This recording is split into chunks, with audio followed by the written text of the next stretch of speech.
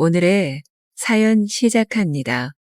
살다 보면 이상한 일도 많이 생기죠. 제가 지금부터 할 이야기를 잘 들어주세요. 1999년도에 있었던 일입니다. 하는 일은 조립식 주택을 짓는 일을 하고 있습니다. 보통 온천 개발이나 들판에 사무실을 만들 때 조립식 주택으로 많이들 짓습니다. 지방 출장이 많았고 한 번 가면 15일 정도는 걸리는 일이었습니다. 숙소는 근처에 장기 모텔 방을 얻어서 많이 있었습니다. 보통 2명이나 3명이 지냈고 운이 좋으면 혼자 있을 때도 있습니다.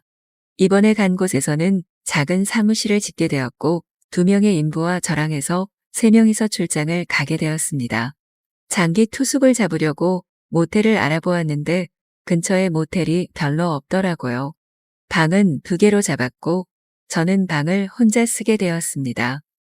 지하에는 조그만 단란주점이 있는 모텔이었습니다. 일하는 곳은 차로 20분 정도 가야 했었고 아침이면 차를 타고 이동을 했습니다. 저는 어렸을 때부터 이 일을 했었기 때문에 어느 정도 기술자축에 속했습니다. 2명의 인부는 아직 초보였으며 제가 일머리를 잡고 일을 시키고 있었습니다. 그날도 저희는 열심히 일을 하고 저녁에 모텔 근처에서 식사를 했습니다.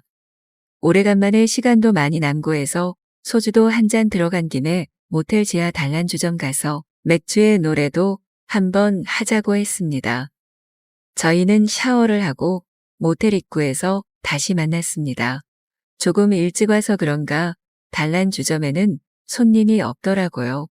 과일 안주 하나와 맥주 10병을 시켰습니다. 기대도 안 했지만 시골이라 아주머니 한 분이 서빙을 해주시네요. 그냥 맥주나 마시고 노래나 하고 가자고 마음먹었습니다. 30분쯤 지나니까 여자분 2분이 출근을 하시더라고요. 저희는 그쪽을 쳐다보면서 이런 곳에도 젊은 아가씨들이 있구나 하고 놀랐습니다. 저는 아가씨들을 불러서 놀 생각은 없었습니다. 근데 그분들이 서빙을 하면서 저희 방에 들어오시더라고요. 오빠들 어디서 왔냐고 물어보네요. 저희는 경기도에서 왔다고 했고 그녀는 본인도 집은 서울이라고 합니다. 조금 얘기를 하다가 그녀가 나갔고 제 앞에 앉아있던 일행 2분이 그녀들을 원하는 눈치였습니다. 여자분들 불러서 같이 놀까요? 하고 저는 물었습니다. 그분들은 기다렸다는 듯이 그러자고 합니다. 이왕 기분 내는 거 그러자고 했습니다. 2분의 여성분들이 저희 방으로 들어왔고 저는 그분들과 춤도 추면서 놀았습니다. 조금 지나니까 손님들이 오기 시작하더라고요.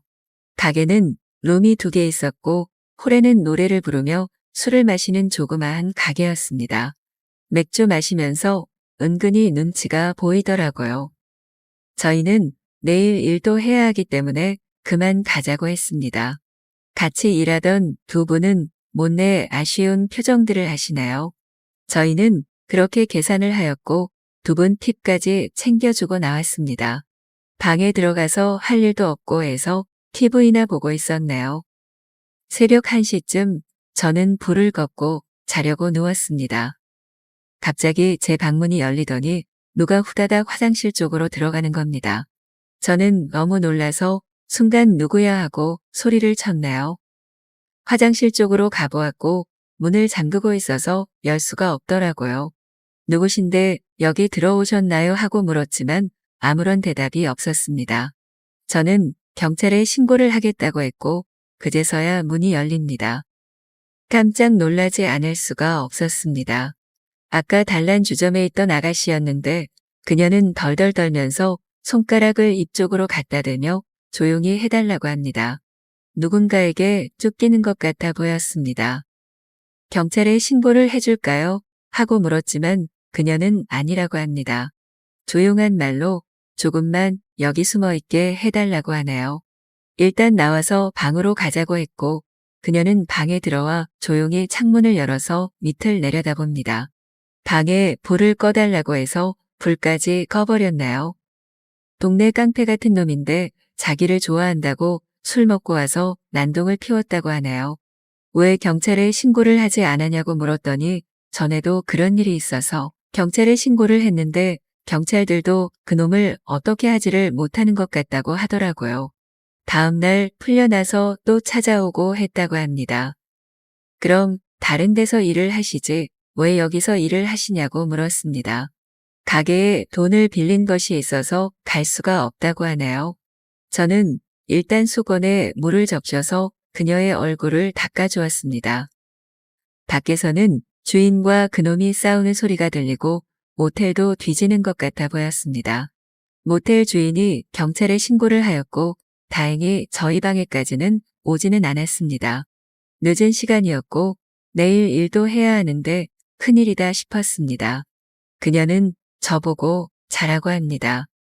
정말 미안하다고 하시면서 조금 있다 그놈이 가면 알아서 간다고 하나요? 그녀는 술도 좀 마신 것 같았고 피곤했는지 바닥에 누워서 잠이 들었나요? 저도 침대에 누워서 잠이 들었습니다. 중간중간 자꾸 깼던 것 같습니다.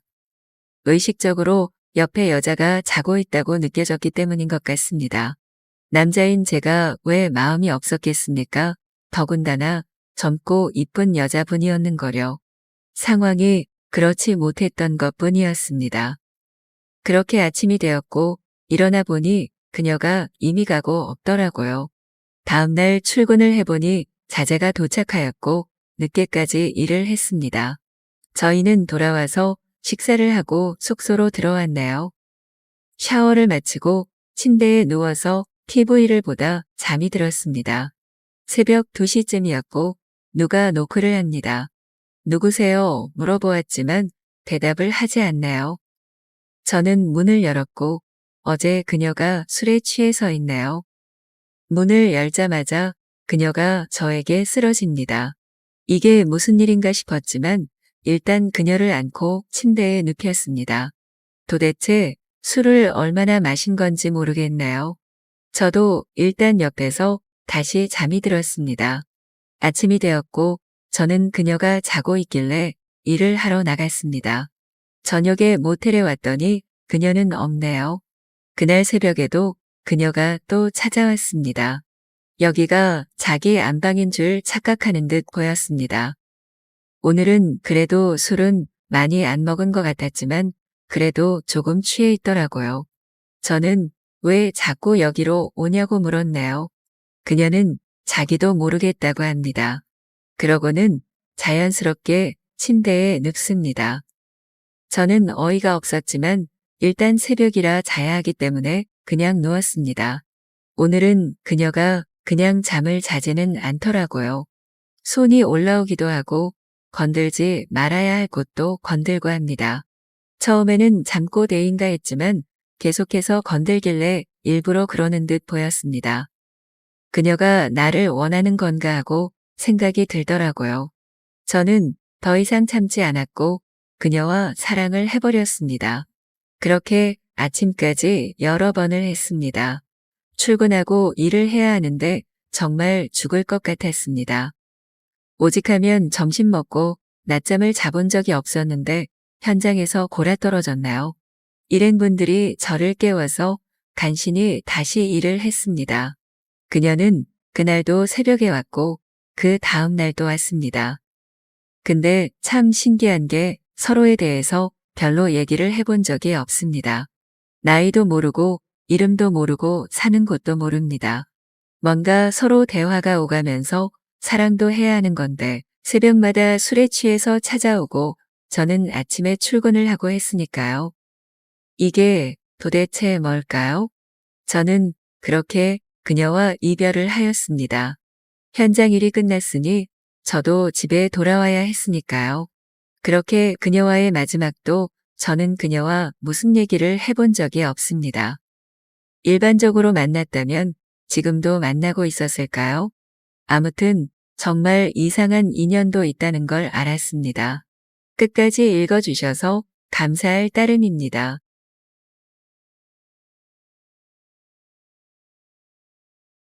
안녕하세요. 썰라디오입니다. 오늘 소개할 사연은 한 50대 남성 청취자께서 보내주신 것인데요.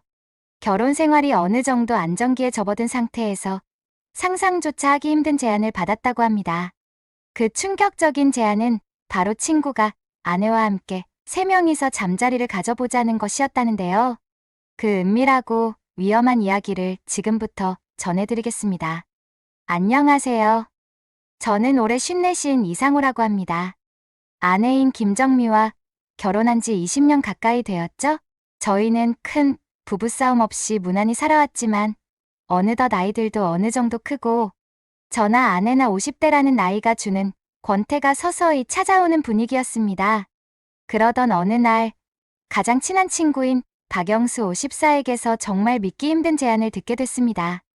영수와 저는 고등학교 시절부터 알고 지낸 30년 지기 친구입니다.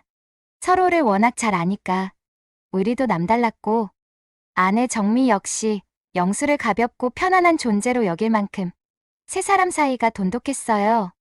문제는 그 편안함이 지나쳐서인지 영수가 재미있는 취향을 갖게 되었다는 걸 뒤늦게 알게 됐다는 겁니다. 처음엔 농담처럼 시작됐습니다. 어느 날 술자리에서 영수가 저와 아내에게 느닷없이 너희 부부 혹시 권태 같은 거 느끼지 않아? 가끔은 일탈이 필요하지 않나? 라고 물었고 저는 너 술 좀 과하게 마셨냐? 며 웃어넘겼습니다. 정미도 오빠 영수는 늘 엉뚱한 소리 한다니까 라고 맞장구 쳤죠. 그런데 영수가 한술 더 떠서 아니 진짜야. 둘이만 살다 보면 지루해질 때가 있잖아. 나랑 같이 색다른 거 한번 해보면 어때? 라며 눈까지 반짝거리며 말하는 겁니다. 그때까지도 저는 설마 3명이서 잠자리를 갖자는 말은 아니겠지라고 생각했죠. 그런데 이후로 영수의 말투와 농담이 점점 직설적으로 변했습니다. 예컨대 저희 집에 놀러와서 셋이 식사를 하면서도 와. 정미는 나이를 안 먹나 봐. 확실히 매력이 넘치네. 이상호 너는 좋겠다. 나는 부부 사이에서 뭔가 더 독특한 걸 해보고 싶은데라는 식으로 아내 정미를 은근히 추켜 세우면서 일탈에 대한 힌트를 계속 흘렸어요. 정미가 오빠 그런 말 하니까 이상해요라며 웃으면서도 뭔가 민망해하는 표정을 짓곤 했죠. 그러다 결국 어느 날 셋이서 술이 잔뜩 오른 상태에서 영수가 확실하게 화두를 꺼냈습니다. 나 사실 너희 부부랑 한번 색다른 관계를 해보고 싶어. 우리 셋이 함께라면 좀 더 자극적이고 재미있지 않을까? 라면서 정미는 깜짝 놀라며 오빠 무슨 말이에요? 미쳤어요? 라고 반응했지만 분위기가 이미 반쯤은 농담 같고 반쯤은 진담 같아서 쉽게 넘어가질 못했습니다. 저는 너무 황당해서 그건 좀 아니지 않냐? 고 말했지만 영수는 태연하게 한번 생각해봐. 원래 인생이라는 게 다양한 시도를 할 수 있으면 좋은 거잖아. 특히 50대에 접어들면 더더욱 하고 말하더라고요. 사실 저도 그것 말도 안 되지라면서도 머릿속 어딘가에서는 알 수 없는 호기심이 움튼 것을 부정할 순 없었습니다. 정말 3명 가능할까? 같은 말도 안 되는 상상을 했지만 당연히 윤리나 죄책감 때문에 중단해야 한다고 생각했죠. 문제는 아내 정미도 순간적으로 당황하긴 했지만 이 제안을 완전히 경멸하거나 화를 내기보다는 오히려 너 또 이상한 생각하는구나 정도로 대처하고 있었어요. 영수와의 오랜 친분 때문인지 혹은 소위 장난이겠지라고 넘긴 것 같았습니다. 그 뒤로 영수는 기회를 볼 때마다 슬쩍 진짜 우리 셋이 시도해보면 재밌을 텐데라는 말을 던졌습니다. 저는 대놓고 욕하거나 완강히 거부하지 못했고 정미 역시 처음에는 미쳤어 라고 반응하다가도 시간이 지날수록 묘하게 만약 실제로 해본다면 어떨까 하는 생각을 품는 듯 보였습니다. 예컨대 어느 날 아내가 영수 오빠 요즘 보면 좀 달라졌지 않아? 자꾸 우리 부부관계 얘기를 꺼내잖아. 근데 만약 진짜로 3명이서 그런 거라면 무슨 기분일까? 라며 작게 혼잣말하는 걸 듣게 됐어요. 그때 저는 그 말을 듣고 등골이 서늘해졌습니다. 아내도 설마 이 말도 안 되는 제안을 가볍게만 여기고 있지는 않은 걸까? 그러다가 결정적인 상황이 벌어진 건 영수가 다시 한번 펜션 여행을 제안했을 때였습니다. 3명만 조용히 갈 수 있는 곳이 있다. 정미도 같이 가자. 아무도 없는 곳에서 자유롭게 마음껏 즐겨보자라는 식이었죠. 저는 아내와 상의했지만 아내도 막상 그래도 우린 오랜 친구잖아. 혹시 술에 취해 그 말도 안 되는 짓을 하자는 분위기가 또 형성되면 어떡하지? 라고 걱정하면서도 단칼에 거부하진 않았습니다. 스스로도 모르게 내 안에 묘한 기대와 혹시나 하는 상상이 있었고 아내 역시 그럴 리 없지만 만약 하는 혼란을 겪는 듯 보였죠. 결국 펜션 여행 당일 세 사람이 차를 타고 이동하며 미묘한 긴장감에 휩싸였습니다. 영수는 운전대를 잡고 두 분, 오늘 마음껏 즐길 준비 되셨나? 라는 농담을 던졌고 정미는 오빠, 무슨 말을 그렇게 해? 라면서도 마냥 웃어넘기진 못했습니다. 저 역시 괜히야. 그냥 편하게 쉬러 가는 거지. 딴 생각은 하지 말라고 했지만 이미 우리 셋 모두가 딴 생각을 하고 있다는 걸 부정할 수 없었습니다. 펜션에 도착해 저녁을 준비하며 술이 들어가자 분위기는 한층 달아올랐습니다. 영수가 와인을 따라주며 우리가 50대쯤 되면 일생일 때 한 번쯤은 특별한 경험을 해볼 수도 있잖아?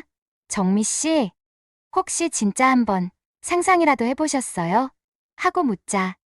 아내는 술잔을 들고 잠시 침묵하더니 솔직히 난 그런 생각 안 해본 건 아니에요. 근데 그걸 실제로 한다는 건 너무 무서운 일 아닌가요? 라고 하더군요. 저는 그 말을 듣고 이 사람이 아예 거부하지만은 않는구나 라는 사실에 충격을 받았습니다. 영수는 기어이 마지막 벽을 허물어 보려고 했고 내심 나도 아내가 안 돼 라고 강하게 말해주길 바랐죠. 그런데 어느 시점부터 술기운의 아내 정미도 그리고 나도 완전히 이성을 붙잡기 힘들어졌습니다. 영수는 그럼 우리 간단히 게임이나 해볼까요? 사실 난 한 번이라도 제대로 셋이 엉켜보면 어떨까 하는 상상을 해봤는데 이게 말만큼 쉬울까라며 솔직함을 드러냈고 나는 영수야. 진짜 그런 상상을 했단 말이야. 라는 말로 화제를 회피하려 애썼지만 사실 내 속도 심하게 요동치고 있었습니다. 그날 밤 세 사람 모두 침실 배분을 어떻게 할지 문제로 신경전을 벌였습니다. 나는 잠은 각자 다른 방에서 자자라고 했지만 영수가 넌 결혼했고 난 혼잔데 정미 씨가 둘 중 누구 방으로 들어가면 되는 거 아니냐라고 대놓고 말해버리더군요. 정미는 당황한 표정을 짓더니 결국 술에 취해 소파에 몸을 맡긴 채 어떤 결정을 내리지 못했습니다. 나는 머리가 복잡해져서 펜션 밖으로 나가 바람을 쐬었고 영수는 나를 따라와 이 기회 놓치면 후회할 수도 있지 않겠냐? 는 말을 했다가 내가 돌아보며 너 진짜 왜 이러냐? 우린 30년 친구인데 이렇게까지 해야겠어? 라고 울컥했습니다. 그런데 영수는 그래서 더 편하지 않냐? 남이면 어색할 텐데 우린 이미 의리가 있잖아라며 정신 나간 논리를 펼쳤습니다. 결국 결론이 나지 않은 채로 파란만장한 밤이 흘렀고 아침에 눈을 떴을 때 아내는 내 방에서 자고 있었지만 그 사이 무슨 일이 벌어졌는지는 각자 다르게 기억할 정도로 혼돈스러웠습니다. 정확히 말하면 아내와 영수가 어떤 식으로든 스킨십을 나눴는지 혹은 내가 잠든 사이 둘이 따로 만났는지 또 아내가 내게로 돌아온 건지 온갖 의심이 들지만 확신은 없습니다. 내가 껴안고 있던 건 내 아내가 맞았던 것 같은데 영수가 거실에 쓰러져 있던 것도 묘하게 찜찜했고요. 이제 세 사람의 관계는 어딘가로 치달을 수밖에 없게 되었습니다. 그날 일어난 일에 대해 누구도 똑부러지게 입 밖에 꺼내지 않지만 이미 친구와 아내와 나 셋이서 자게 된다면 하는 상황이 실제로 벌어질 뻔했거나 벌어졌을지도 모른다는 걸 부정 못하니까요. 나는 아내에게 정미야. 진짜 영수랑 뭔가 했어? 혹시 내가 몰랐던 일이 있니? 하고 묻고 싶지만 스스로도 두려워 차마 말을 못 꺼냅니다. 아내도 무거운 표정으로 그냥 어제 많이 취했잖아. 잘 기억이 안 나네라고 회피할 뿐이고요. 영수는 아직 나에게 별말이 없지만 아마 다시 한번 공격적인 시도를 하려 들지도 모릅니다. 이 모든 사건을 겪으면서 난 50대 부부가 권태를 느끼고 있었더라도 친구와의 삼자 관계를 고민한다는 건 정말 상상 이상의 파괴력을 가진 선택이라는 걸 깨달았습니다. 아직은 본격적인 스와핑 혹은 세 명이 함께 잠자리를 하는 지점까지 도달한 것 같진 않아도 이미 그 경계까지 심각하게 다가갔고 아무도 완전히 거부하지 않았으니까요. 아내의 속마음이 궁금하면서도 차마 두렵고 영수와의 우정 또한 그대로 유지하기 어렵다는 생각에 혼란이 가시지 않습니다. 다른 분들도 혹시 비슷한 고민을 하신다면 제 이야기를 듣고 꼭 다시 생각해 보시길 바라요. 우정과 결혼, 그리고 일탈이라는 세 요소가 뒤얽히면 잘못하면 가정이 무너지고 친구까지 잃는 최악의 시나리오가 벌어질 수 있으니까요. 저 역시 이번 일로 평생 지켜왔던 친구와 아내 사이가 이상하게 꼬여버릴까봐 두렵습니다. 아침이 밝았을 때 아내는 제 곁에서 자고 있었지만 전날 밤 술이 과하게 들어서였는지 서로 얽힌 기억이 애매모호했고 영수는 거실에 쓰러져 있었습니다. 셋 다 깨고 난 뒤엔 몹시 어색한 분위기만 감돌았죠. 아내 혜진은 눈을 피하며 어제 뭔가 이상하긴 했는데 다들 많이 취했으니 그냥 잊자 하고 말했고 영수 역시 하하 너무 과음해서 정신없었나 보네라며 대충 웃어넘겼지만 그 순간 아무도 마음속에 스며든 묘한 찝찝함을 부정할 순 없었습니다. 펜션에서 돌아온 뒤 아내와 저는 겉으로는 평소처럼 지냈지만 미세한 거리를 느끼게 되었습니다. 가령 제가 아내에게 스킨십을 시도하면 혜진은 예전과 달리 살짝 놀라는 듯한 반응을 보이거나 뭔가 말하지 않은 채 망설이는 표정을 짓곤 했죠. 한편 저는 혹시 아내가 영수와 은근한 감정이 싹튼 건 아닐까? 아니면 그날 밤에 무슨 일이 있었던 걸까? 라는 의심이 떠나지 않았습니다. 그런데 정작 아내도 저도 어느 쪽도 먼저 이 문제를 꺼내지 않았습니다. 서로가 서로를 두려워하는 기묘한 침묵이었어요. 그러다 영수가 먼저 다시 연락해왔습니다. 야, 우리 한번 만나서 이야기 좀 하자. 그날 일도 있고 나도 좀 할 말이 있어. 라고. 처음에는 아내와 동반으로 세 사람이 만나는 건가 싶었는데 영수는 혜진 씨 없이 너만 와라고 강조하더군요. 나는 내심 대체 무슨 말을 하려는 거지? 생각하며 약속 장소로 나갔습니다. 그런데 만나보니 영수는 의외로 진지한 얼굴로 꺼낸 이야기가 나 아직도 셋이서 함께 해보는 거 포기 못했어라는 것이었습니다. 나는 그 순간 또다시 화가 치밀었지만 영수는 뻔뻔하게도 너랑 혜진 씨가 너무 좋은 친구이자 부부고 나도 너희와 다르게 특별한 추억을 만들고 싶다는 생각이 계속 들어. 한 번뿐이라면 어때? 라는 주장을 펼쳤죠. 나는 미쳤냐? 우리 부부가 얼마나 힘들어질지 상상 안 돼라고 되물었지만 영수는 그게 꼭 파멸만 부르는 건 아니잖아? 혹시 너도 조금은 궁금했잖아 라는 식으로 반격했습니다. 그의 말이 부분적으로 맞다고 인정하기 싫었지만 나도 전혀 호기심이 없진 않았기에 더욱 흔들렸습니다. 게다가 영수는 사실 혜진 씨에게도 그날 묘한 감정을 느꼈다. 아침에 깼을 때 혜진 씨가 날 흘끗 본 표정이 이상하게 잊혀지지 않아라고 고백했고 나도 그런 일이 있었나? 싶어 가슴이 쿵 내려앉았습니다. 하지만 분명한 건 아내 혜진이 노골적으로 영수를 원하진 않겠지라는 믿음이었죠. 영수는 너도 알잖아. 혜진 씨가 완전히 거부만 하진 않는다고 난 그게 희망적이야라며 끝까지 그 위험한 삶인 잠자리를 꿈꾸는 것 같았습니다. 나는 그날 집에 돌아와서 아내에게 영수 만났는데 아직도 이상한 소리 하더라. 절대 들어주면 안 된다고 못 박았고 혜진은 순간적으로 당황한 듯 그날 이야기를 또 했어? 하긴 오빠 영수는 대담하니까. 근데 당신은 어때? 혹시 그런 쪽으로 정말 호기심 있어? 라고 묻더군요. 나는 단호히 없어. 없다고. 그게 말이 돼라며 목소리를 높였지만 마음속에선 스스로도 100% 확신이 서지 않았습니다. 하물며 아내가 어떤 감정일지는 더더욱 알 수 없었죠. 혜진도 그래 나도 말도 안 된다고 생각하지만 한편으로는 진짜로 하면 어떨까 하는 이상한 생각을 하게 돼서 무서워라며 고백하듯 말했습니다. 그 뒤로 한동안 우리는 영수를 피했습니다. 동호회나 지인 모임에서 영수를 만나면 바빠서 사정이 좀 있어서라는 핑계로 함께 술자리나 식사 약속을 피했죠. 혜진은 일단 거리를 두자.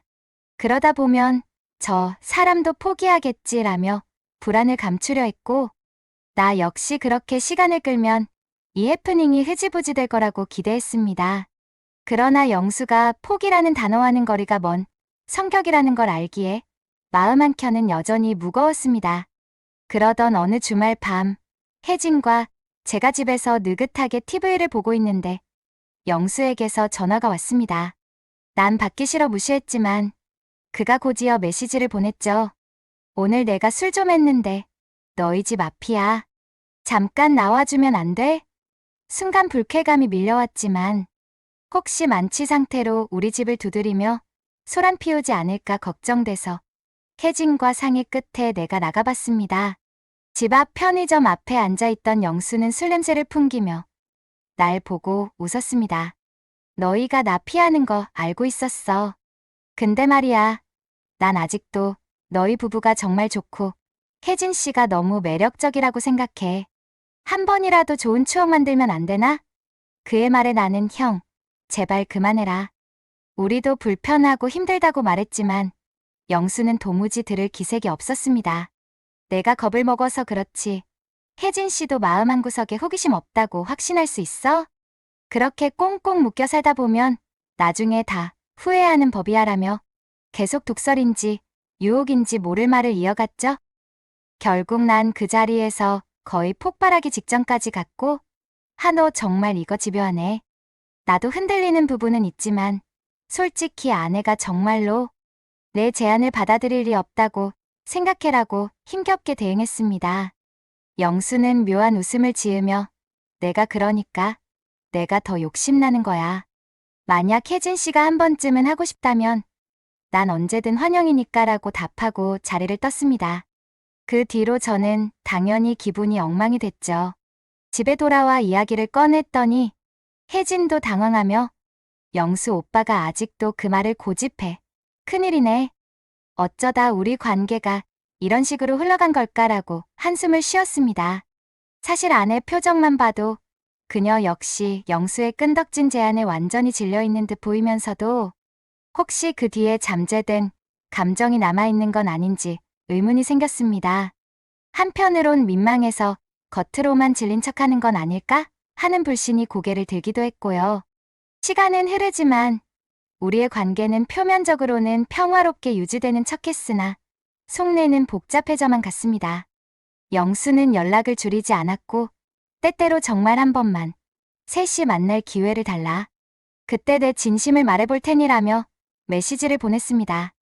나도 혜진도 무시하려 했지만 마음속에는 어딘가에 남아있는 호기심이 간혹 튀어나왔습니다. 정말 불가능할까? 이미 한 번쯤은 아슬아슬했는데 다음에는 하는 식으로요. 어느 날 혜진이 조용히 내게 털어놨습니다. 솔직히 말하면 나도 그 사람이 말하는 새로운 자극이 뭔지 완전히 거부감이 생기진 않아요. 하지만 너무 무섭고 뭔가 큰일이 벌어질 것 같아서 잘못된 짓이란 걸 알면서도 이상하게 심장이 뛰더라고요. 그 말에 나는 괴로운 동시에 나만 흔들리는 게 아니었구나 하고 묘한 안도감까지 들었습니다.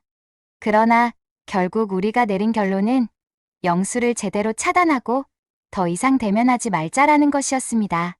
만약 조금이라도 상황을 계속 끌면 언젠가 술김이든 어쩌다든 정말 그 선을 넘어버릴 수도 있으니 미리 스스로를 지키자는 거죠. 영수는 그럴 의사가 없어 보였지만 우리가 연락을 끊고 동호회나 지인 모임에서도 슬슬 발을 빼면 언젠간 포기하겠지 싶었습니다. 안타깝게도 그 뒤로 우리가 영수를 완벽히 피할 수 있진 않았지만 조금씩 거리두기를 하는 중입니다. 아내 혜진도 마음을 굳게 먹고 영수의 메시지나 전화를 무시하고 있습니다. 나는 속으로 이 일이 쉽게 끝날까?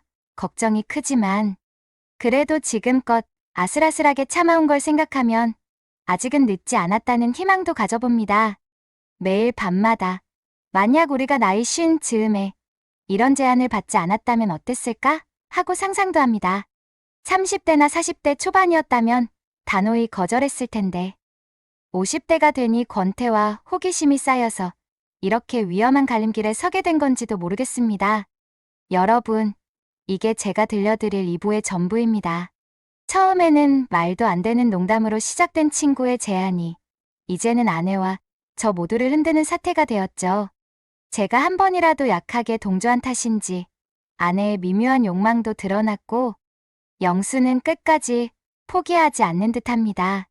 그 결말이 어떻게 날지는 아직 모르겠지만 한 가지 분명한 건 이런 위험한 유혹은 쉽게 생각할 문제가 아니란 겁니다. 혹시 듣는 분들 중에도 우리 부부도 권태가 왔는데 다른 사람과 같이 같은 생각을 아주 가끔이라도 해보시는 분이 있다면 제 사연이 조금이나마 경각심을 드렸으면 합니다. 일시적인 자극은 달콤할지 몰라도 그 뒤에 남는 혼란과 상처는 상상 이상일 수도 있거든요.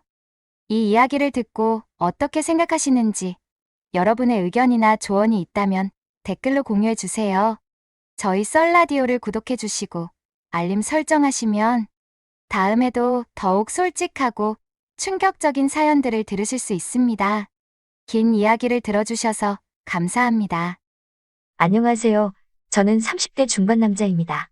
현재 저는 사랑스러운 아내와 두 아이의 아빠로서 이 가족의 가장으로 행복하게 살고 있습니다. 지금부터 제가 해드릴 이야기는 저희 어머니와 아버지에 관한 이야기입니다. 어린 시절 저희 식구는 3남매와 어머니 아버지 5인 가족이었습니다.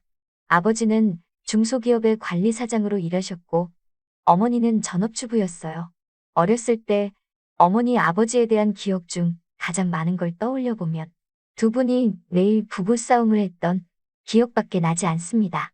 아버지는 직장은 성실하게 다녔지만 다른 여자와 눈이 맞아 저희에게 신경을 쓰지 않고 집에 늦게 귀가하거나 외박을 하는 일이 잦았습니다. 이 때문에 어머니는 속이 문드러져 썩어갔고 매일매일 부부싸움의 반복이었습니다. 아버지는 자식들에게는 무뚝뚝했고 관심이 없었습니다. 오직 자신만을 생각하는 그런 이기적인 사람이었습니다. 한 번은 어머니가 지방의 외가 친척 집에 방문하셨을 때 아버지는 화장 냄새가 지독하게 풍기는 젊은 여자를 집에 데리고 온 적이 있습니다. 당시 저는 어린 나이였지만 직감적으로 그 여자가 아버지의 여자친구라는 사실을 알고 있었습니다. 아버지는 그날 오후 저희 남매에게 작은 방에 들어가 놀고 절대 거실로 나오지 말라고 지시하고는 곧 그 둘은 안방으로 들어갔습니다. 가만히 있을 수 없었던 저는 동생들에게 이불 속에 들어가 무서운 이야기해 주겠다며 애써 그 상황을 피하려고 노력했습니다. 하지만 얼마 지나지 않아 좁은 방에서 동생들과 셋이 노는 것도 한계에 다다랐을 때쯤 막내 동생이 배가 고프다며 때를 부려 저는 잠깐 아버지 몰래 주방으로 가기 위해 발뒤꿈치를 들고 조용히 방을 나갔습니다. 옛날 저희 집은 주방 옆에 화장실이 바로 있는 구조였습니다. 제가 주방으로 가서 냉장고를 열고 음식을 챙기려는 사이 화장실 문을 열고 나오던 속옷 차림의 여자와 눈이 마주쳤고 저를 본 그 여자는 깜짝 놀라며 소리를 질렀습니다. 그 소리를 듣고는 바로 안방에서 달려나오는 쿵쿵거리는 아버지의 발소리가 들렸고 저는 아무런 해명도 못하고 그대로 아버지에게 맞았습니다. 어렸을 때 기억이지만 아버지가 저에게 무슨 말을 했는지 아직도 기억이 납니다. 어린 노무 새끼가 벌써부터 까져가지고 어디 여자 맨몸 한번 보려고 방에서 기어 나와 이런 똥물에 튀겨주길 더러운 녀석아. 저는 아버지에게 맞으며 용서해달라고 눈물을 흘리며 빌었고 그런 저를 바라보며 작은 방 문 앞에서 여동생 2명은 엉엉 울었습니다. 그 이후로는 기억이 잘 나지 않습니다. 제가 그 순간을 더 이상 기억하기 싫었는지 기억의 필름은 거기까지만 저장되어 있네요. 눈을 떠보니 저는 방에 누워 있었고 눈앞에는 눈물을 흘리는 어머니가 앉아 있었습니다. 어머니는 눈을 뜬 저를 보며 미안하다며 말씀하셨고 지금 생각해봐도 왜 어머니가 저에게 미안해 하셨는지 모르겠습니다. 저를 때린 것도 자기 자식들 버젓이 있는 집에 여자를 데려와 바람핀 건 아버지였는데 말이죠. 그날 이후로 아버지는 집에 밤늦게 들어오거나 하루 이틀 안 들어오시더니 언젠가부터 집에 들어오지 않았고, 저는 차라리 아버지가 집에 없는 게 더 잘된 일이라 생각했습니다. 아버지만 없으면 집에는 아무런 일도 일어나지 않았습니다. 어렸던 저에게는 아버지가 없으면 집에 돈도 끊긴다는 것도 모른 채 그저 엄마와 동생들과 평온하게 지내는 하루하루가 좋을 뿐이었습니다. 그렇게 몇 달이 흐른 뒤에야 술에 취해 집에 들어온 아버지를 볼 수 있었습니다. 뭐가 그렇게 당당한지 어머니를 한껏 쏘아보며 이혼하자. 앞으로 너와 네 새끼들 꼴도 보기 싫으니 이혼만 해주면 난 내 갈 길 갈게 라고 하면서 어머니에게 이혼을 해달라는 것이었습니다. 못해 절대로. 내가 누구 좋으라고 이혼을 해? 너하고 그년 잘 사는 꼴 보기 싫어서라도 이혼 못해. 어머니도 아버지에게 질세라 큰 소리로 쏘아붙였고 결국 몸싸움까지 벌어지게 되었습니다. 저희 삼남매는 아버지 바지가랑이를 붙잡고 어머니를 때리지 말라고 울며 말렸던 기억이 납니다. 자식 셋이 울며 매달리자 짜증을 부리며 나가면서 신발장을 걷어 차 부수고 문을 쾅 닫고 나갔습니다. 아버지의 그 마지막 모습도 치가 떨리고 더러웠습니다. 저는 그때를 회상하며 나는 절대 아버지 같은 사람은 되지 않겠다 다짐을 했습니다. 그 이후로는 아버지를 보지 못했으며 그로 인해 생활비도 끊겼습니다. 그때 이후로 어머니는 저희 삼남매 먹여 살리겠다고 소일거리부터 막노동까지 몸을 아끼지 않고 일을 찾으셨습니다. 아침에 저희가 눈을 뜨기도 전에 밥상 차려놓으시고 나가셔서는 저녁 늦게야 녹초가 되어서 집으로 돌아오셨습니다. 저 역시 그런 엄마에게 도움이 되어 드리고자 두 동생들 학교 가는 거 챙기고 집에 와서도 빨래며 동생들 숙제, 씻고 재우는 것까지 제가 엄마의 빈자리를 대신해야 했습니다. 그럼에도 불구하고 여자 혼자의 힘으로는 돈벌이가 힘들 수밖에 없었죠. 나중에 들은 사실이지만 어머니께서는 너무 힘에 부쳐 아버지 일하는 공장에 찾아간 적도 있지만 공장은 이미 문을 닫고 근처 사장님들 말로는 다른 지역으로 이사를 가버려 아버지를 볼 수 없었다고 하더라고요. 그 이후로 저도 고등학생이 되면서부터 아르바이트를 하며 어머니에게 보탬이 되기 위해 열심히 살았습니다. 그 무렵 보증금 500만 원 월세 50만 원 살던 집이 집주인의 빚으로 인해 경매로 넘어갔고 당연히 저희 식구는 길바닥에 나앉게 되었습니다. 대부분의 물건들과 살림살이는 버리고 처분하고 당장에 옷가방과 책가방만 들고 어머니 친구분 집에 며칠 살게 되었는데 평생 살아보지 못한 깔끔한 아파트여서 들어간 순간 동생들과 동시에 와! 하고 탄성이 나왔던 걸로 기억합니다. 어머니 친구분은 부동산 업계 종사자였고 어머니에게 지금은 비록 힘들더라도 청약을 넣어서 아파트를 마련하라며 요즘 대출도 많이 나와서 괜찮다고 조언해 주었습니다. 그 이후 어머니는 친구 아주머니의 도움으로 부동산에서 일을 도우면서 돈을 조금씩 모을 수 있었고 점점 돈을 버는 방법을 배우면서 청약을 넣었던 통장으로 서울 변두리에 아파트가 당첨되었습니다. 물론 대부분을 은행의 빚으로 샀다고 하지만 지금 시점에서 생각해보면 남의 말 한 번 듣고 빚 2억 정도를 한꺼번에 받았다는 사실이 정말 위험할 수 있었다는 생각이 듭니다. 하지만 그 이후로 서울의 아파트는 점점 상승세를 이어갔고 불과 2년 만에 아파트 시세가 3억이나 올랐습니다. 어머니는 친구 아주머니와 함께 일을 하면서 이런 것들을 직접 몸으로 겪으며 부동산을 공부하게 되었습니다. 그동안 아침부터 밤늦게까지 여러 가지 노동으로 고생하던 그 어머니의 눈에 빛이 반짝이며 밤새 공부하는 모습을 본 건 처음이었습니다. 그 이후로 어머니는 부동산을 통해 재산을 모을 수 있었고 그 덕에 저는 뒤늦게까지 못했던 공부를 하며 대학교를 들어갔습니다. 집안 형편이 안정이 되고 여유가 생기면서 2명의 여동생들도 안락한 생활을 할 수 있었습니다. 그리고 저희 삼남매는 어머니의 든든한 도움으로 남부럽지 않게 대학까지 나와 사회생활을 하게 되었고 저와 동생들도 다들 성인이 되어 각자 사랑하는 사람들을 만나 가정도 이루며 잘 살게 되었습니다. 그런데 말입니다. 세상에 신은 존재하긴 할까요?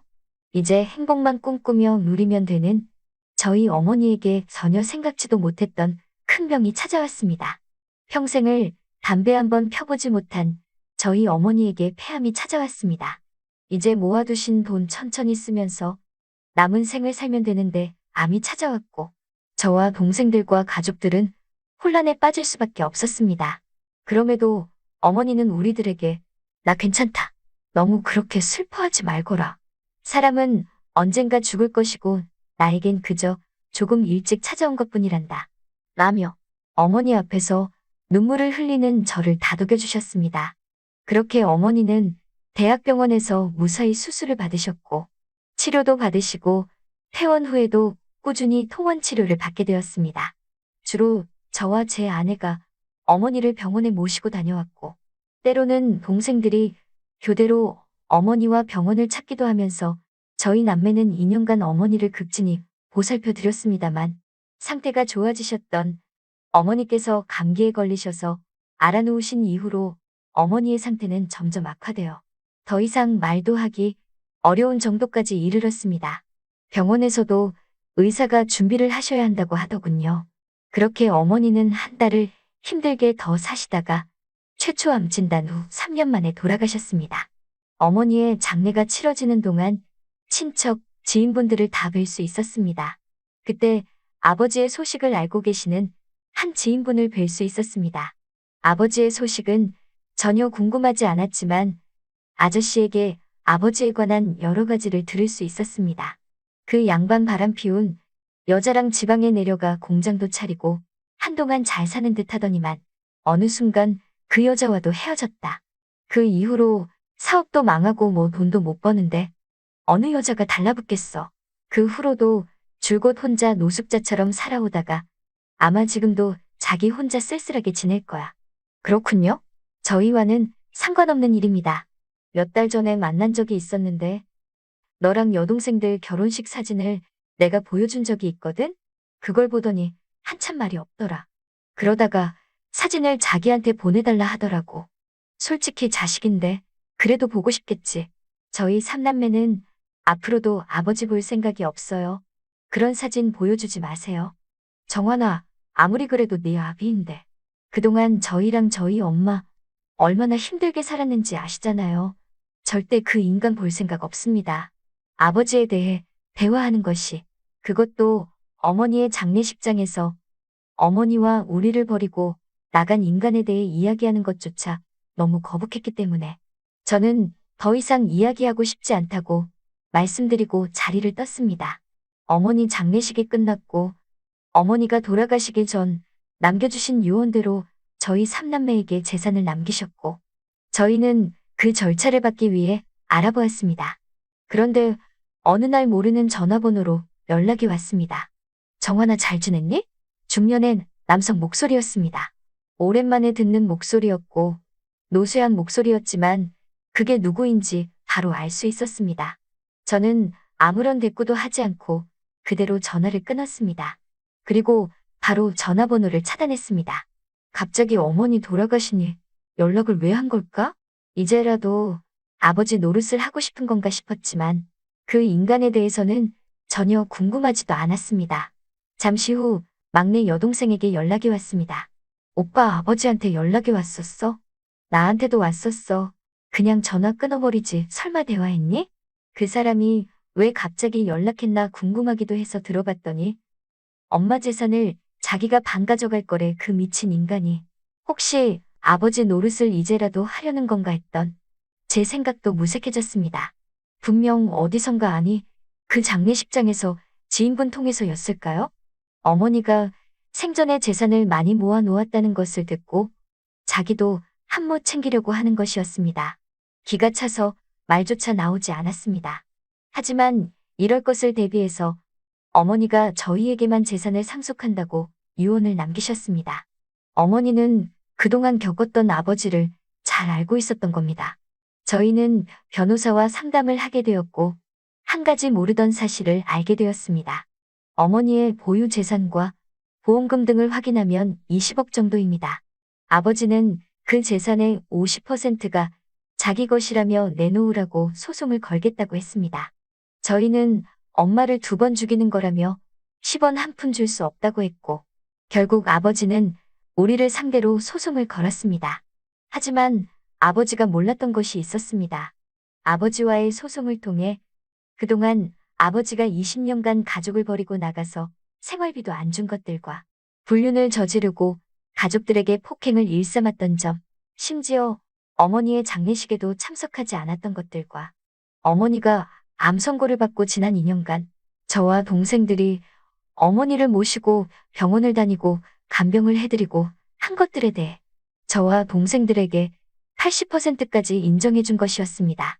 따라서 아버지는 자기 앞으로 받을 수 있는 유류분 청구 소송을 진행할 경우 80%를 제외한 남은 4억에 대해서 유산 상속, 집은 남편 1.5배, 자녀 1의 비율에 맞춰 아버지의 비율인 8,800만 원에 대한 유류분 청구 소송 2분의 1이 인정되어 4,400만 원을 주는 것으로 판결이 났습니다. 이런 판결에 아버지는 자기가 생각한 10억이라는 돈에 비해 매우 적었기에 분노했지만, 반대로 저희의 입장으로 볼 땐 어머니의 피 같은 돈만 원 한 장이라도 그 인간에게 주고 싶지 않았기에 화가 나기는 저희도 마찬가지였습니다. 그래서 저는 어머니의 유산 상속에 관한 소송을 하면서 아버지에게 20년 동안 양육비를 받지 못한 것에 대해서도 소송을 진행했습니다. 불륜을 저지르고 처자식 버리고 나간 아버지라는 인간이 20년 만에 나타나 어머니가 힘들게 벌어놓은 돈에 손을 댄 이상 그냥 가만히 내버려 둘 순 없습니다. 우리가 아버지에게 4,400만 원을 돌려주기 전에 양육비 청구 소송을 통해서 어머니의 피땀 어린 소중한 재산을 지키려고 합니다. 끝까지 붙잡고 버틸 수 있는 데까지 버텨보려고 합니다. 그게 평생을 자식들을 생각하시면서 인간 말종 같은 남편으로부터 자식들을 지켜내고 고생하신 어머니께 해드릴 수 있는 자식들의 마지막 도리라고 생각하니까요. 지금까지 제 사연을 들어주셔서 감사합니다. 아버지는 대기업 임원으로 능력 있고 건강한 분이셨어요. 어머니가 돌아가신 후 한동안 혼자 지내셨지만 주변에서 하나같이 어린 나이에 재혼해야지 라며 선자리를 열심히 알아봐 주셨죠. 아버지께서 아직은 괜찮으라고 말씀하셔도 주위에서는 이번에 놓치면 정말 아깝다니까요 라며 들들 볶으셨습니다. 그러다 어느 날 아버지는 뜻밖에도 볼링 동호회에서 만난 30대 초반의 여성에게 푹 빠지신 겁니다. 보기에도 인상이 부드럽고 사랑스러워 보이는데 애교는 또 얼마나 많은지요. 그분은 아버지가 말 한마디만 해도 손뼉을 치며 어머, 너무 재밌으세요 하며 웃어주시고 세련된 옷차림에 능청스러운 유머까지 갖추셨죠. 아버지는 어느새 완전히 콩깍지가 씌어서 손끝 하나도 안 닿게 굴고 한마디만 건네도 얼굴이 환해지셨어요. 그렇게 두 분이 재혼을 결심하셨을 때 저도 솔직히 그분이 주는 에너지가 참 좋다고 느꼈어요. 집안에 활기와 웃음이 넘치고 아버지가 예전보다 더 생기 있어 보이시더군요. 뭐랄까, 이제 아버지도 새로운 활력과 함께 인생 2막을 신나게 시작하신 느낌이랄까요? 그날 아버지에게서 점심같이 하자라는 뜻밖의 연락이 왔습니다. 경상도 남자 특유의 무뚝뚝함으로 웬만해선 감정을 잘 표현하지 않으시는 분이 학교까지 찾아와서 밥 먹자고 하다니 웬일인가 싶었죠. 아버지, 무슨 일 있으세요? 하고 묻자 아버지는 힐끔힐끔 저를 살피더니 괜히 목소리가 작아지셔서 고개를 돌리시더군요. 어여들어와서 서로 인사부터 나눕시다 하면서요. 그러자 문이 열리더니 한 여자가 살포시 들어와서는 환하게 웃으며 내가 호준이구나. 안녕 하고 인사를 건넸습니다. 당황스러웠지만 저도 얼떨결에 안녕하세요라고 인사를 돌려주었죠. 그녀가 아버지 옆에 앉고 순간 어떤 느낌이 팍 들더라고요. 아버지, 이분이? 그러자 아버지가 어색하게 말씀하시더군요. 응, 재혼할 사람이다. 처음에는 정말 반대했습니다. 고생만 하다 돌아가신 엄마가 불쌍하다. 혹시 이분이 아버지 재산을 노리는 건 아닐까? 이런 복잡한 생각들이 머릿속을 가득 채웠죠. 아버지에게 혼인신고는 안 돼요. 라며 딱 잘라 말하기도 했습니다. 그런데 그분은 저희 집에 들어오게 되었고, 아버지는 47, 새어머니는 33살 나이 차가 고작 13살밖에 나지 않다 보니 오히려 저와 더 가까운 나이라는 생각에 묘하게 서먹했습니다. 처음엔 괜히 엄마 생각이 나서 그녀가 하는 말마다 미워 보였어요. 아버지를 빼앗기는 기분이랄까.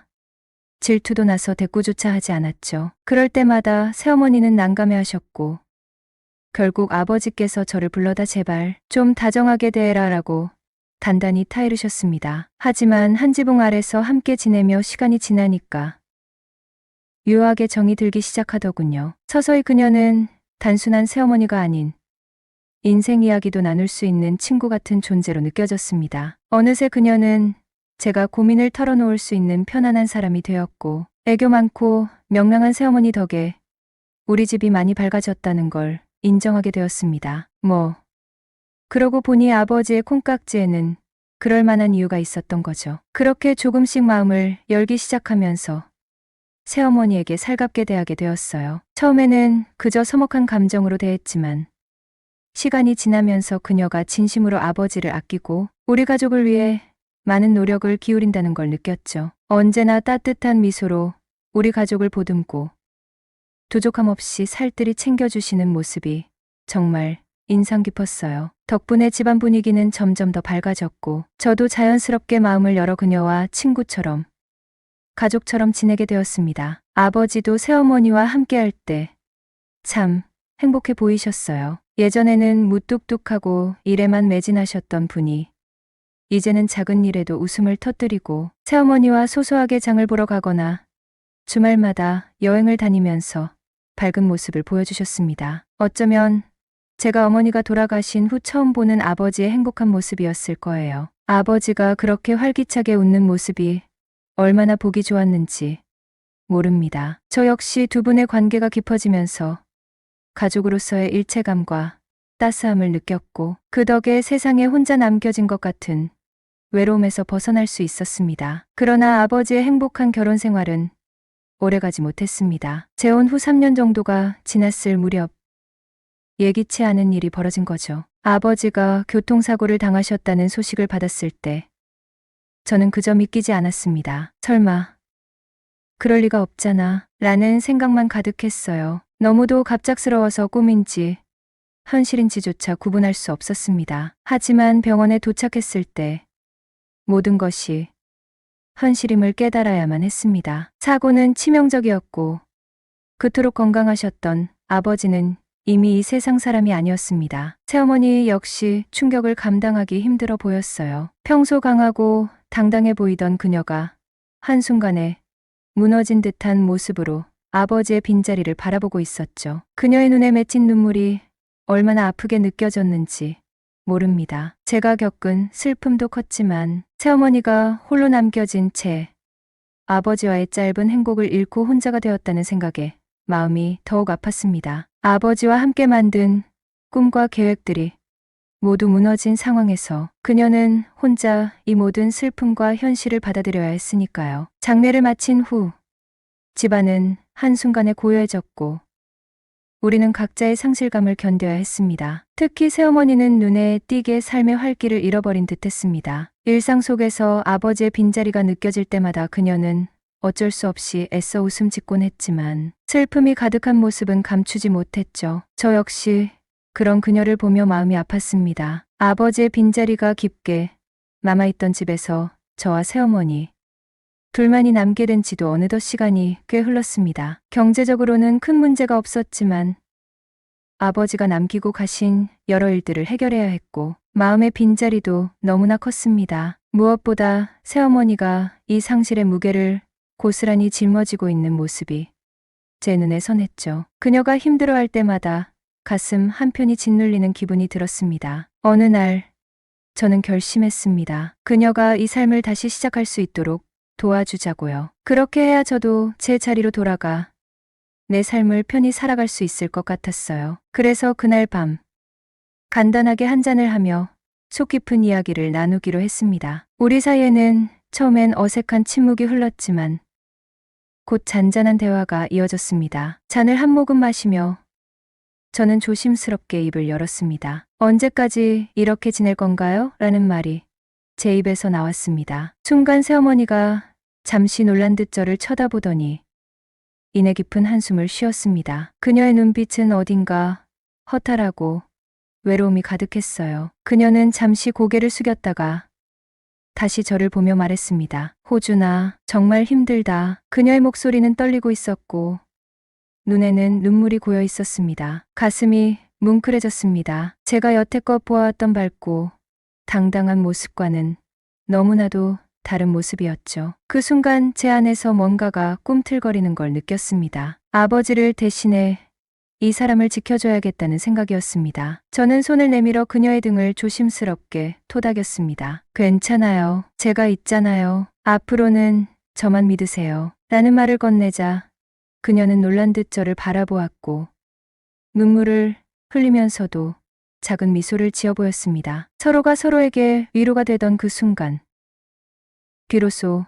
우리는 진정한 가족이 되어가는 느낌이 들었습니다. 그렇게 해서 그녀와 단둘이 지내게 된 지도 어느덧 1년이 넘었습니다. 우리는 서로를 진심으로 아끼며 일상 속에서 작은 행복을 나누는 법을 배웠습니다. 힘든 시간 속에서도 서로의 웃음과 위로가 조금씩 우리 삶을 채워주었죠. 아버지가 남긴 빈자리는 영원히 가슴 속에 남아있겠지만 그녀와의 새로운 일상이 이제는 저에게도 소중한 삶의 일부가 되었습니다. 할아버지께서 노안으로 돌아가신 후 시간이 조금 흐른 어느 날 큰아버지께 연락이 왔습니다. 호준아, 너도 상속 관련해서 서류 처리해야 하니 큰 집으로 오너라. 평소엔 잘 연락하지 않던 큰아버지라 무슨 일인가 싶었죠. 농사 짓던 할아버지의 땅이라 해봐야 얼마나 되겠나 싶었는데 상속분이 무려 15억 원이라니 귀를 의심했을 정도였죠. 경북 영천의 시골 땅값이 그렇게 오를 줄은 정말 몰랐어요. 며칠 후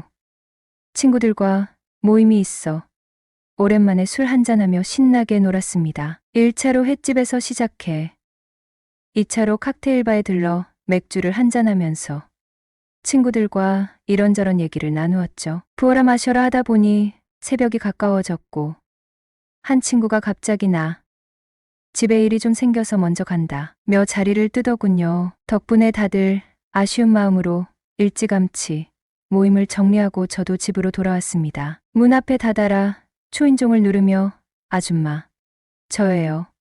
하나뿐인 아들 호준이라고 장난스럽게 말했죠. 새엄마는 문을 열며 웃으며 맞이했어요. 저는 가볍게 웃으며 말했습니다. 저한텐 이제 아줌마밖에 없네요. 하지만 욕심일까요? 이제 아줌마도 좋은 사람 만나서 새 출발하셔야죠. 언제까지 저랑 이렇게 지낼 순 없잖아요. 새엄마는 저를 빤히 쳐다보더니 고개를 갸우뚱하며 웃더군요. 오늘따라 좀 이상한 소리만 하네라며 얼음, 물 한 잔을 가져다 주었습니다. 물을 들이켜며 한숨을 내쉬자 그제야 새엄마도 피식 웃으며 말했죠. 그나저나 호준이 왜 자꾸 나가라는 식으로 이야기해? 나랑 사는 게 싫은 거야? 아니에요. 그럴 리가요. 다만 아직 젊으시잖아요. 라고 웃으며 받아쳤지만 그 순간 마음 한편에 묘한 감정이 스치더군요. 이렇게 날 곁에서 돌봐주는 사람은 이제 정말 아줌마밖에 없구나라고요. 이야기가 조금 이어지다 그녀가 문득 제안했습니다. 호준아, 우리 기분도 풀 겸 노래방 가볼래? 저는 바로 동의했고 우리는 둘 다 흥이 오른 상태라 노래방에서 온갖 신나는 곡들을 부르며 한바탕 뛰어놀았습니다. 그러다 분위기를 차분하게 바꾸려고 제가 현철과 이소라의 그대 안의 블루를 선곡했어요. 서로 눈을 마주치며 조용히 듀엣을 불렀습니다. 노래가 절정으로 치달을 때쯤 새엄마가 제 손을 덥석 잡더군요. 순간 어색함도 잠시 그녀의 진심 어린 눈빛이 느껴졌습니다. 그날 이후 그녀의 태도는 사뭇 달라졌습니다. 저를 향한 눈빛이 조금 더 깊고 진지해졌고 어느 날은 이런 말을 꺼냈습니다. 호준아, 할아버지 재산을 상속받고 나면 우리 해외로 나가서 새 출발하는 건 어때? 나 평생 너와 함께 살고 싶어. 그 순간 마음이 복잡해졌습니다. 그녀는 아버지의 아내이기도 했지만 제게는 이제 가장 가까운 사람이기도 했습니다. 새 출발을 함께 한다면 어떤 새로운 삶이 열릴지 이제는 진지하게 고민해 볼 시점이 된 것만 같았습니다. 안녕하세요. 저는 24살 대학생입니다. 제게는 새엄마가 한 분 계신데 그녀는 제가 20살 때 호랍이었던 아버지와 14살의 나이 차이를 극복하고 결혼하셨습니다. 솔직히 처음엔 좀 복잡한 감정이 들었습니다. 아무리 이해하려 해도 아버지를 낯선 사람에게 빼앗겼다는 느낌이 들었고 그로 인해 새엄마와 저는 서로에게 어색하고 불편한 존재였습니다. 아버지 앞에서는 그렇게 다정하던 그녀가 저와 단둘이 있을 때는 말도 거의 없었고 둘 다 자리를 피하려고만 했습니다. 마치 두 사람 사이에 제가 불청객이라도 된 듯한 기분이 들어 결국 저는 서둘러 군에 입대해버렸죠. 군대에 있을 때 갑작스럽게 아버지가 돌아가셨습니다. 복잡한 감정 속에서 상실감을 추스르는 중에도 저는 아버지를 생각하며 힘들겠지만 새엄마와 어떻게든 잘 지내려 노력해보기로 결심했습니다. 그러나 아버지가 돌아가신 후 그녀는 조금씩 저에게 의지하기 시작했습니다. 매달 저에게 돈을 요청했고 솔직히 그 돈이 아깝다거나 불편한 건 아니었습니다. 아버지가 얼마나 사랑했던 사람인지 알기에 도울 마음은 충분했죠. 다만 문제는 그녀가 자신의 삶을 새롭게 꾸리기보다는 마치 저만 바라보며 의지하려는 듯한 모습을 보인다는 점이었어요. 저도 젊고 미래가 불안정한데 그 부담이 점점 커지다 보니 한 번은 참지 못하고 소리를 지른 적이 있습니다. 왜 나한테만 이러세요?